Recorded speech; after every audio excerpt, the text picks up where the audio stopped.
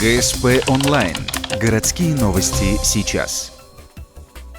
Вторник, 10:00. Гуманитарно-педагогический лицей. Олимпиада по литературе Республики Коми. 19 учащихся из 4 учебных заведений города. Это технический гуманитарный лицей, а также общеобразовательные школы номер 14 и 16. На все про все 4 часа. За это время ребята развернуто отвечают на 5 вопросов. Участники должны свободно ориентироваться в творчестве коми-писателей и поэтов. Максимально отведенных часов обычно хватает. Некоторые укладываются быстрее. Ребята должны показать, как они умеют анализировать произведения и как хорошо они знают творчество этих авторов. Оценивать работы ребят будет муниципальная комиссия. В эту комиссию входят педагоги образовательных организаций.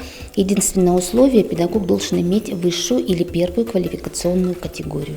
Олимпиада проходит ежегодно в рамках цикла предметов национально-регионального компонента. Сюда входит коми-язык как родной и как неродной, коми-фольклор и литература, историческое краеведение и литература Республики Коми. Победители муниципального этапа Олимпиады продолжат эстафету знаний на республиканском этапе. Как правило, он проводится также на базе городских школ.